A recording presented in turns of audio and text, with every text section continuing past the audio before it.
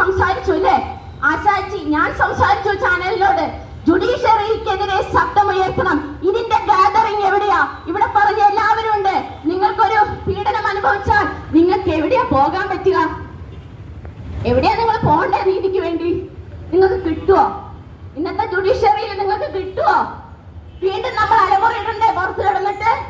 അപ്പോൾ നമ്മൾ ജുഡീഷ്യറിയെ ചോദ്യം ചെയ്ത് തുടങ്ങുകയേ പറ്റുള്ളൂ. കാരണം ജുഡീഷ്യറി ജനങ്ങൾക്ക് വേണ്ടിയാണ്.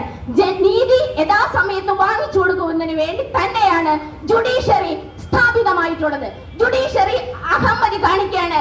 അധർമ്മത്തിന് നീതി സത്യമേവ ജയതേ എന്ന് വിളിച്ചിട്ട് അസത്യമേവ ജയതേ എന്ന് നിങ്ങൾക്ക് തോന്നുകയാണെങ്കിൽ ആ കോർട്ട് ബോയ്ക്കോട്ട് ചെയ്യണം. ജനാധിപത്യത്തിൽ സ്ത്രീകൾ ഇറങ്ങി പ്രവർത്തിക്കണം. മാറുമറയ്ക്കൽ സമരം നടത്തിയ അയ്യങ്കാളി വില്ലും സമരം നടത്തിയത് സ്ത്രീകളെ മുൻനിര പോരാളികളായി നിരത്തിക്കൊണ്ടാണ്. നമ്മൾ ഇന്ന് മാറുമറച്ചത് എങ്ങനെയാണ്? അതുപോലെ സ്ത്രീകൾ, അമ്മമാർ, കുട്ടികൾ, യൂത്ത്, ജനങ്ങൾ ഇറങ്ങി ബോയ്ക്കോട്ട് ചെയ്താൽ എനിക്ക് ചോദിക്കാനുള്ള ഒരു ചോദ്യമുള്ളൂ. നിങ്ങൾ നീതിക്ക് വേണ്ടി, സ്ത്രീകളുടെ നീതിക്ക് വേണ്ടി എവിടെ കൂടിയേ? ഞാൻ ഒരു വക്കാലത്ത് നിങ്ങൾ എനിക്ക് തരികയാണെങ്കിൽ ഐ ആം ഹെൽപ്ലെസ്. എവിടെ നിങ്ങൾക്ക് ഞാൻ നീതിക്ക് വേണ്ടി വാദിക്കേണ്ടത്? ഒരു ബിസിനസ് തന്ത്രമുള്ള അഡ്വക്കേറ്റ് ആണ് പറയും ഫീസും കൊണ്ടോളൂ, നിങ്ങൾക്ക് നീതി ഉണ്ടെന്ന് പറയല്ലേ? വർഷങ്ങളോളം നിങ്ങളുടെ കോടതി കയറി നിരത്തും, എന്നിട്ട് ഒരു പേപ്പർ ഓർഡർ എഴുതി നിങ്ങൾക്ക് അങ്ങോട്ട് ഇട്ടു തരും. ഇതാണ് നീതി എന്ന് പറയുന്നത്. നമ്മൾ മനസ്സിലാക്കണം. അപ്പൊ നീതിന്യായ വ്യവസ്ഥ, നീതിക്ക് വേണ്ടി നമ്മൾ സംസാരിക്കുമ്പോൾ നീതിന്യായ വ്യവസ്ഥ എന്താണെന്ന് കറക്റ്റ് നമ്മൾ ബോധവാന്മാരാകണം. നമ്മൾ നീതിക്ക് വേണ്ടി ഒരു കുട്ടി വന്ന് പറയുമ്പോൾ ഞാൻ എവിടെ കുട്ടിക്ക് എഫ്ഐആർ ഉണ്ട്. പല കേസുകളും അഡ്വക്കേറ്റ് ജിസ്മോൾ ഹൈക്കോടതിയിലെ നല്ലൊരു അഭിഭാഷകയായിരുന്നു അഡ്വക്കേറ്റ് ജിസ്മോൾ കോട്ടയം.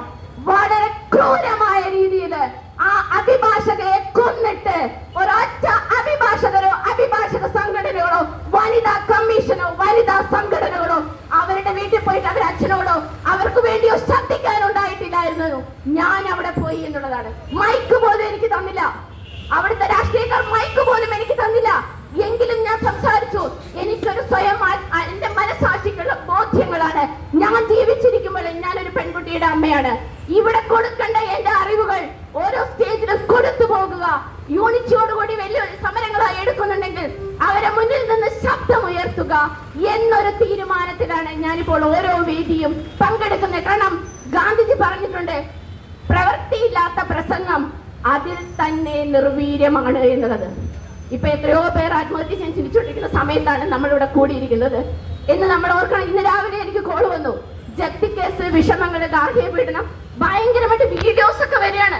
നമുക്കത് കണ്ടാൽ ഉറങ്ങാൻ പോലും പറ്റില്ല എന്നൊരവസ്ഥ